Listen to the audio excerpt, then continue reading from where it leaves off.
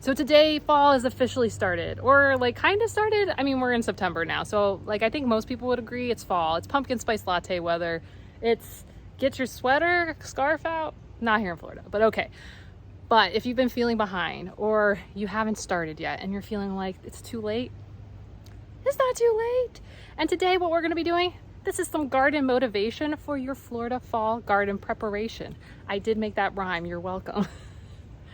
So today we've got like just a lot of random things to do, from planting some transplants, because apparently lots of people like me and they just wanted to give me plants in the last couple of weeks and I need to get them all in the ground. We have to finish laying mulch. We have weeds we need to pull. We have some areas to get back under control. There's just like a lot of random things we need to do. So I figured I'd take you along, and that would hopefully you can just enjoy hanging out, or it can get you motivated to be like, yes, it's 5 degrees cooler. I too can go and knock out the things I need to do, whether it's for vegetable gardening or it's for native plant gardening, whichever it is, it's all good. We're doing a little bit of all of it today. So come join me. Get motivated. Let's go. We've got multiple projects that we got to get going right now that they didn't really have to do with one thing or the other. One thing is I got to finish getting this area of weeds under control. It may look like it's sunshine mimosa, which there's our pink powder puffs. They're looking super cute, but almost all of that is, oh, you guys told me bitter chamber, which I know it's medicinal and I don't want it. So it's got to go. So we got to get this under control. I've got weeds that are kind of growing around my papaya plants over here. And especially along the edges, we got like sedge and invasive dayflower and some other plants going on. The food forest. Let's go. But my nemesis is back. The villain of my gardening story. It is the weed that I never can remember its name. So we shall call it the weed that shall not be named. That's a Harry Potter reference if you didn't know. Is this thing. I hate this thing. And it's awful. So we got to get that out. We got to lay some more mulch.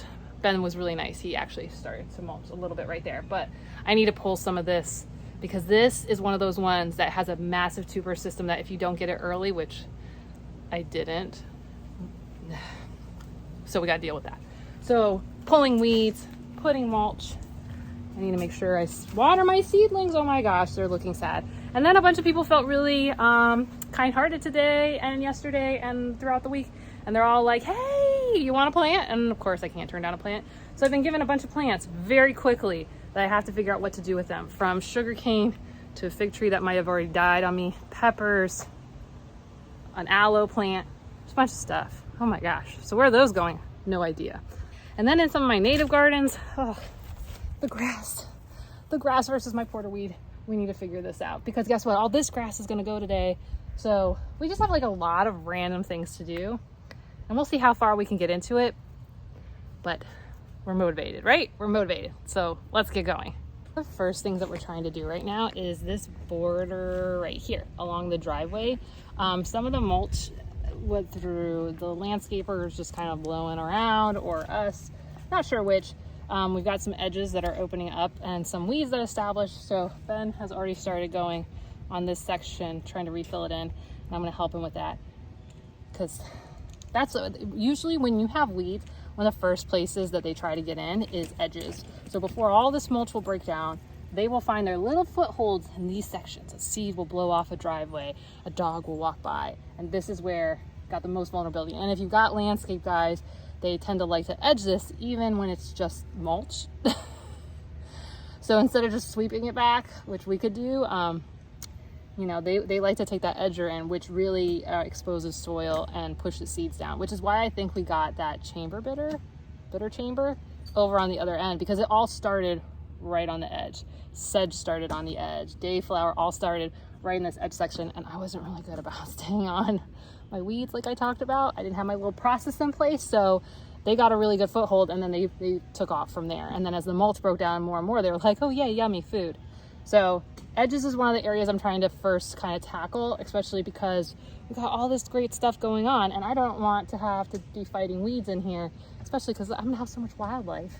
I don't want to be fussing with their little homes, because you know what? My native bees are already starting to try to build little homes down in here.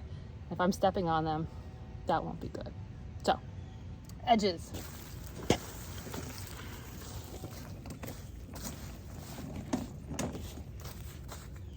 And one of the great things is in the vegetable garden, we've been slowly establishing a lot of native ground covers to help us counteract a lot of these weeds.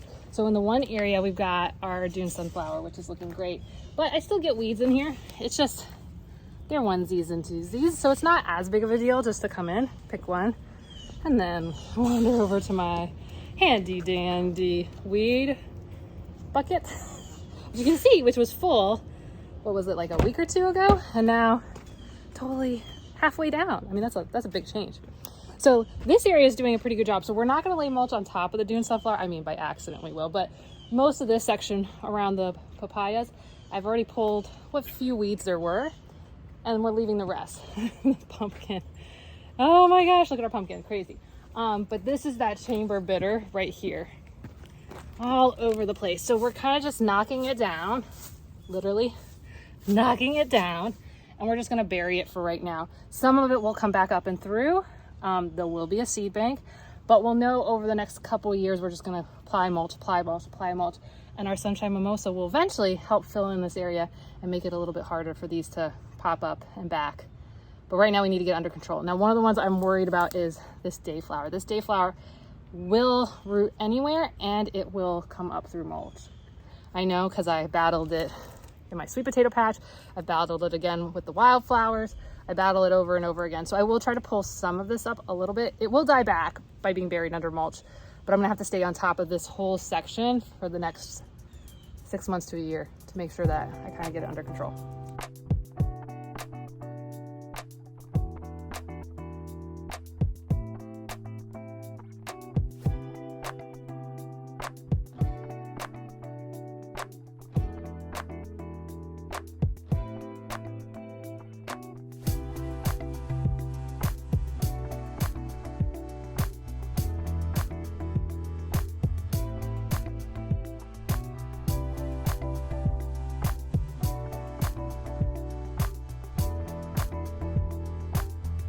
I think we got it.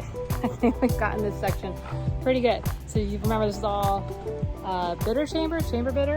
It's an invasive species. I know there's some medicinal yada yada yada, but generally with invasive species, I'm just be gone. I don't want to deal with you on a lot of levels. So we crushed it. I did pull some of the dayflower right next to the raised garden bed just so that it didn't, because it was like climbing. So just so we can compress it, I threw down what was left of that one basil. So that's gone. That's okay. We're growing some more basil. So now this area is under control. And yeah, we did go kind of far out, but that's okay because the chamber bitter was getting into this area plus the dayflower. But you can see we have sunshine mimosa here. So sunshine mimosa will come back and start filling in really nicely. So for the long run, yeah.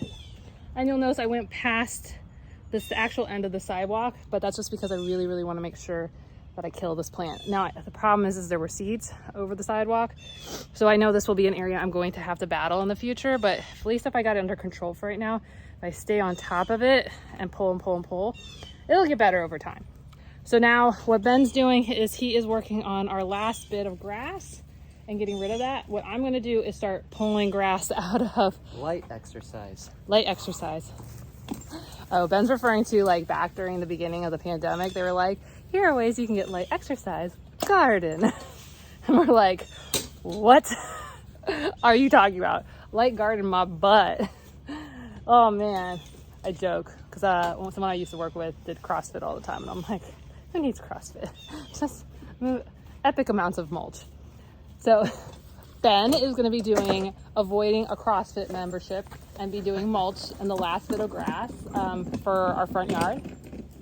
Because that now means that all three of our 4 sides have no grass. And with how bad the back's going, half of it's just basically just died in the back anyway. So we're almost out of grass for this whole yard. So that's great. So he's going to put mulch over all this. What I need to do is over here in our milkweed garden is we've got a lot of grass running around, doing its thing, trying to get in here and get a foothold so that it can survive. But we will not allow it. So what I'm going to do is I'm going to be pulling this grass and getting it out of here so that as we lay the mulch, this can really, really be the end. I probably will have to come back through. I'm sure I'm going to miss some of it because I know a lot of times when I've pulled it, I then accidentally like grab the porter weed instead. So, but the porterweed is really great. When it starts to get sun, you can tell exactly where it's getting lots of sun because it'll just come back in. But this will also keep our landscape guys out of here. I think I mentioned this in another video about we're probably gonna switch companies pretty soon. But cause like they do stuff like this, like, oh look, we've weed whacked our milkweed. So yay for the monarchs, they can. So I'm gonna pull this, we're gonna make it better. In the long run, we'll put some probably creeping sage in this area and some other shade ground covers that will be happy back here. Maybe the woodland phlox, if it does really well. Maybe we'll add that in here too. And it'll just be really pretty, you know, because it's not a high traffic area, but it does get some traffic. And we do need paths. And I think some of you guys had some really good ideas of like maybe just putting some pavers on like the places that we regularly walk so that we can just, you know, allow the ground covers to do what they do really, really well, which is cover the ground.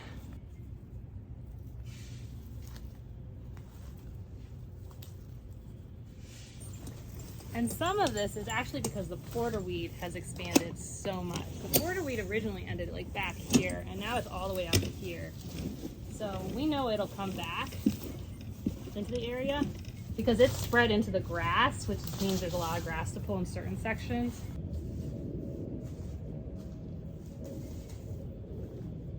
On the areas where the grass has intruded into the old garden, I'm just looking for the runner and then pulling it all back because this type of grass does run.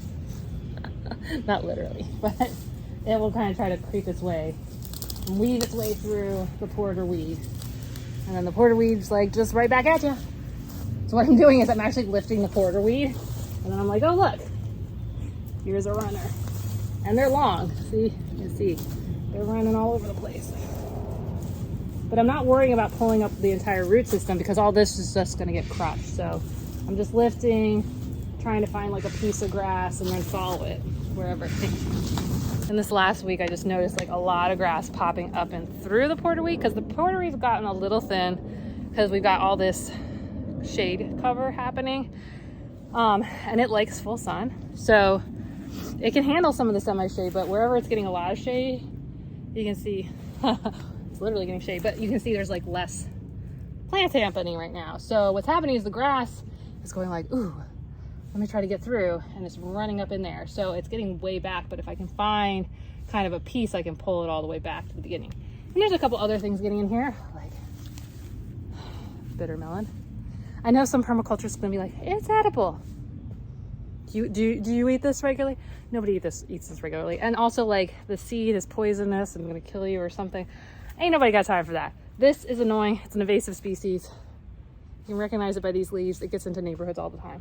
So be gone, bitter melon. It's usually spread by birds. Why? Because they don't have enough of the good stuff for them. So they eat that invasive crud and spread it more. So as we got our scrub blueberries and our Simpson stoppers and you know, they can have some of my mulberries and all this other stuff. Hopefully, over time, the birds that hang out in my yard don't want to distribute this as much. What I am starting to find more and more in my yard, though, is firebush, because they're eating the firebush berries and they're pooping them all over the place. Which, you know what? Are we mad? We're not mad. So eventually, I'm pulling weeds of some type, whether they're an invasive species or a native species or an exotic species that I put in, like a mulberry. And so I know that. The only challenge with some of the invasive species is they're so aggressive at growing that once they get in, to get them out is just... So let there be firebush, because by the time I see a firebush and by the time it's gonna seed and berry is a huge amount of time. So I can just grab it, snatch it, drop it, and you know, yeah. So keep pulling up this grass, getting it and out of this bed so that we can just put mulch on this last bit of grass and then like it's dead. And then the porterweed will keep filling in. I'm betting this ironweed will reseed the area because it's been flowering and seeding and flowering and seeding. I just need to cut it back because you know what's happening. It's just like taking over the area. Aw, my swamp milkweed's really trying. It's trying to reach. Would you like to learn something? I'm gonna show y'all something. This is swamp milkweed. And this is a crud load of aphids. And I have been seeing so many people on TikTok right now freaking out about this. Don't worry. It's fine. It's fine. Trust me, it's fine. It's not going to bother. it's not going to even bother the caterpillars. But if you look here, there's this like weird little bug here. I don't know if you can see it, but it's actually a larval ladybug, and most people don't recognize it, and then they kill it and you lose all the good things. So this thing is getting overtaken because it's not happy, because it's not getting enough sun. And also milkweed just gets aphids. It's just like a thing. I have gotten milkweed that's gotten aphids every year, and yet you see I keep planting it, and you see I get tons of butterflies. It's fine. We're just people need to be okay. It's okay. So our whole mulch moving has gotten really slow because this has got like a total mess in it. So there's palm leaves, there's branches. So Ben and I have been trying to get some of this junk out so that we can like actually move mulch. It's bad right now.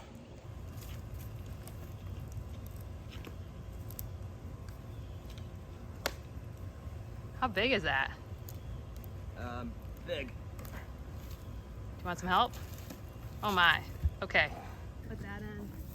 Put that in. And oh, it's beautiful. Wunderbar. So far, here is the pile of random branches. But we have finished our log border, and I added more down to the far end too, because there were so many large logs. I don't know if you can see them over yonder in the shade, but there were a lot of large logs, so yay for completing borders. And my hero for digging it out of the mulch. No, that's not a valiant hero. Stand tall. Ah, there you go. He's exhausted. More oak or something, it looks like. More palm, probably. What is that? That sounded palmish to me, but hit it again. Oh, no, that's oak.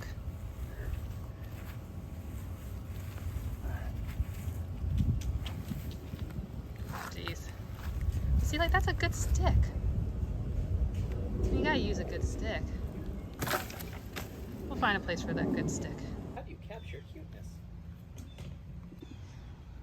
So we are almost done eliminating the front yard grass. Small strip left. That we'll leave for now and not worry about it. But the final bits, and is being wonderful and finishing the absolute last load that we're going to be putting until next year sometime. But this pile was total garbage. I will never, ever, ever, ever accept a load again with palms in it. This made this so painful to move. But there's the palm junk, I just can't express how bad it was to deal with this and find branches. And the stump wasn't bad, but the palm stuff, I think, and the massively twisty branches really made this something that I never want to deal with again, like ever, ever. Now, if you're wondering, this wasn't a chip drop pile. I worked with a local arborist, so I think some of the criteria that normally that chip drop adheres to, like we would get a little bit of palm stuff every now and then, just a little bit, but this amount has been crazy. I mean, these fronds are 7-8 feet long, and they're all throughout the mulch, so you can't get them out. You can't get the mulch off of it because it's bad. It's bad. So we're wrapping up this, and then I am going to switch gears and I'm going to go pull some weeds in the food forest / shade native garden. We're not going to put mulch on it today because this has been going on and on and on and on for just too long. So we're going to bail on continuing the mulch pile for right now. So the nice thing about having this for my weeds is that I can roll it around and take it with me.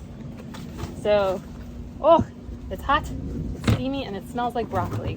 And not in the good way, like, you know, but in the bad way. So I can just start. So while we won't be able to mulch the area post me picking some of these weeds, I will be able to just at least shove all this in the bin, and then we can burn it later. But yeah, we're getting some of the chamber bitters in here. We are getting the worst. Oh good, it hasn't gotten tubers yet. So as long as it hasn't gotten the tubers yet, the seeds, like I said, are very small. The challenge is they start to make the seeds pretty fast after. This is the weed that shall not be named because it's so evil. He's got lots of little doodads. Some of this actually might be mist flower. Now that I'm looking at some of these. Let's see, these are papayas yet again growing in the food forest. Still haven't planted any seeds. This is just every time I agitate the dirt, they just keep coming back and coming back. So what I'll probably do is leave these for next year when I want to have papayas again. And that's been kind of my method for right now. Yes. So it looks like I've caught many of these well before they got the tubers. So if I can just keep going along and picking. Oh, firebush. You can always tell firebush. You got that nice little twosies. See the red. The red's always a good giveaway. And there's some firebush in here, which tells me the birds are hanging out here, which makes sense because there's caterpillars all the time on these trellises. So they are hanging out looking for some food. Now, some of you were asking me like why I don't shake out some of the soil. And yes, it is because of the seeds. I don't want to get these little seeds everywhere. If you know you're going to put down mulch, then it'd be fine. But if you're not going to put down mulch, then you're just going to end up with more weeds hanging out.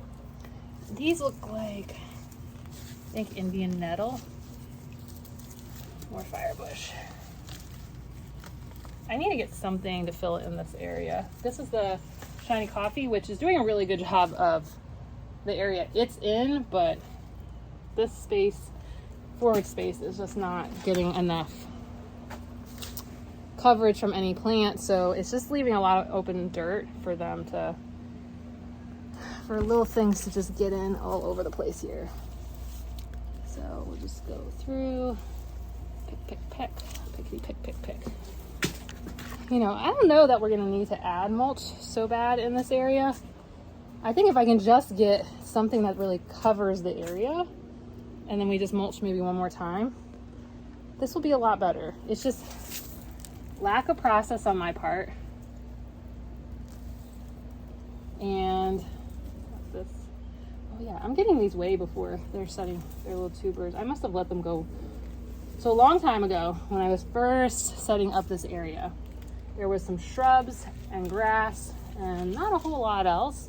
Mostly because we didn't have gutters on the house, so the rain would just come right off and flood this whole entire section, and then so that, which is not very helpful. And then this weed came in, the weed that shall not be named because I forget the name, and it filled in. But when it got big, it had these. It looked like parsnips when you pulled it.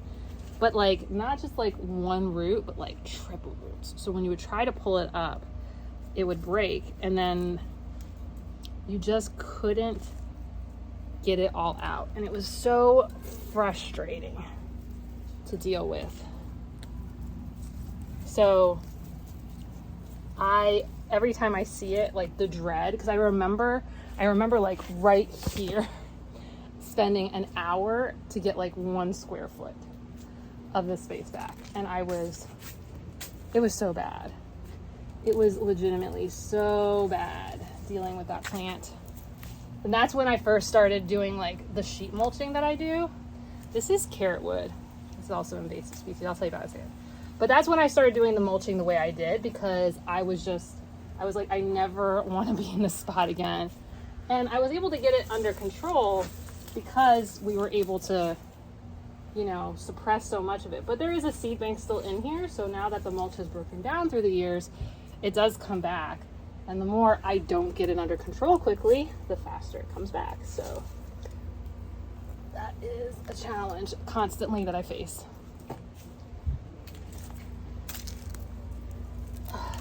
If you ever see these are palms. What type depends on what's usually nearby, whether they're queen palms, imperial palms, areca palms, which is what mine are. That's what palms look like. Oh yes, this is you'll see, I get this a lot in my neighborhood. I don't know if you guys get in yours. This is carrot wood. Carrot wood's an invasive tree. A lot of people started planting it as an ornamental. I'm sure it's called carrot tree because when you cut it, it smells like carrots. And I can say from personal experience that it does smell like carrots, because as I've pulled it and cut it back, as it's got in my yard, It smells like carrots. Now this area, when I used to have this really bad in here, used to get a lot more sun because we didn't have the mulberry or the bananas or anything. Whew, tired. Or anything really shading the area. So it just like took off. And I think it originally came from our neighbor's yard because I remember seeing it on the fence line and then all of a sudden, it's bad. Bad, bad, bad, bad, bad. And it likes to hide here because this is climbing aster. And it can kind of sneak in down here without me noticing it too much. So in the future, this is the area I need to pay way more attention to because it kind of looks a little bit like it and it likes to climb up it so that I don't notice it as much. Sneaky. Sneaky, sneaky, sneaky. Feel good when you can just like check something off your list. So weeding the food forest, shade native garden, check, done. And now we can move over to here, which I just need to get a little bit under control. And I was saying to Ben, like, I don't think we need to do like really deep mulching here. It's just like a light mulching so we can knock back these seeds, get the area kind of just from not needing to be weeded all the time. And we can take this and let's get it closer so I'm not dragging and losing seeds all over the place. And there's a few different weeds over here. It looks like bitter melon, my nemesis. And we have these purple oysters. So let's just get this area really quick and then we can put in plants, which is more exciting than pulling weeds.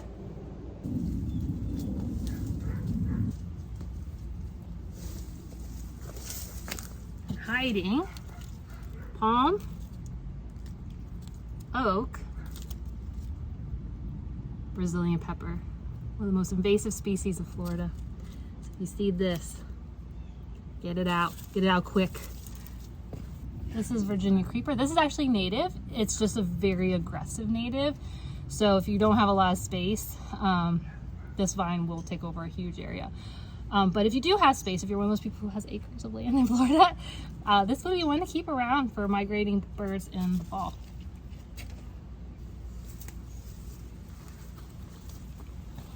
Ta-da! Now this is where investing in some good natural ground covers will be very helpful because I can lightly mulch this to knock back my seeds or my nasty little weeds, and then they'll die out or just sit under there. And then you get in a plant that fills in the area and bing, bing, boom. It's really hard for them to come back because they germinate, they got no sunlight because these ones all want sun, and then no problems. Okay, now let's do something fun. Let's go plant something. We're gonna start by planting these peppers. These are piri-piris. My in-laws got them. They didn't bring them from Portugal, but I guess they had tried piri-piri peppers when they were in Portugal and they really enjoyed them. And my mother-in-law tried to plant them in her green stock, but she's not getting enough light right now. So she was just like, "You want them?" So I got them. So let's go put them in. And this works out really well because a bunch of like the jalapenos and stuff, I pruned them and they just died. Other ones are doing great, but these ones aren't. So I figured might as well just replace them now and be done with them. So let's do that.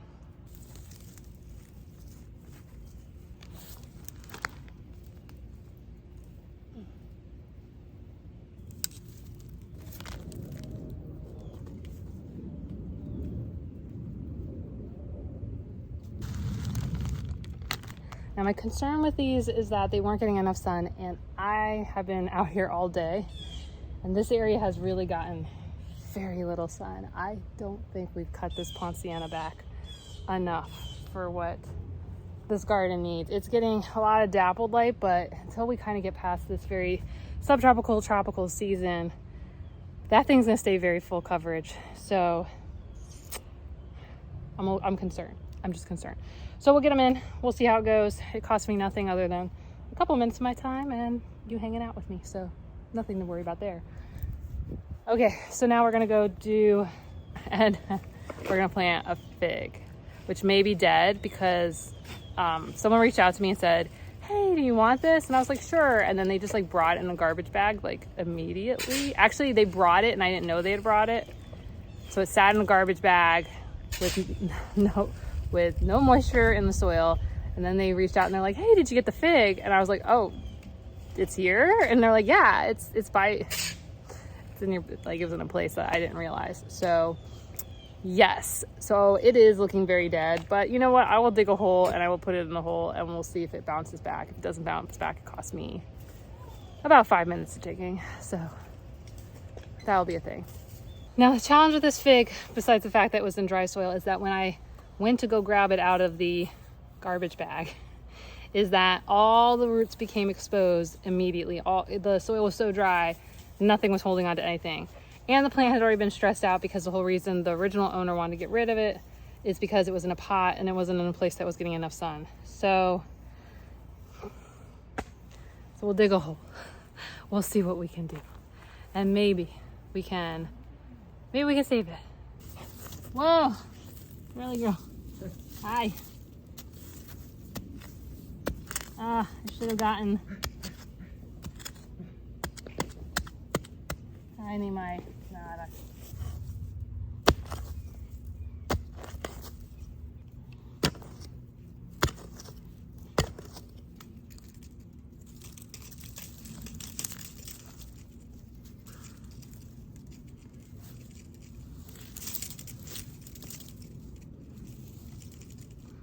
it is very sad looking. Very sad. But we'll try it. We'll see what happens. Let's go grab the sugar cane.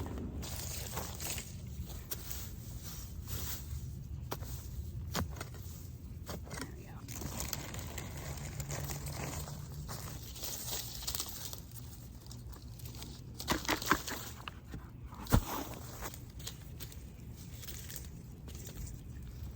Okay, red sugar cane planted. See how it does. I don't know. I've never done sugar cane before. It's always fun when you get new plants and you're just like, I don't know. And here's the thing, that soil for the sugar cane was so hot. I'm thinking it'll do better immediately because, yeah, like that was like when I touched the soil that was in that bag, I was like, oh my gosh. So it's been cooking for a minute. So I think it's just gonna cool down right now. And then it's got some nice, good nutrient dense soil. And then the nice thing is that whatever nutrition's in the yard kind of rolls this way. So hopefully it'll be happy. So for our garden motivation fall Florida preparation, we got the mulch down on the edges. We cleared up that bitter weed. We got rid of the grass in the front yard. We unveiled many a log, so we extended our little free border. So that was cool. We got our piri peppers planted. We got weeds pulled out of our food forest. We got the weeds pulled out of kind of the native area over here. We got our sugarcane planted. We got our fig planted.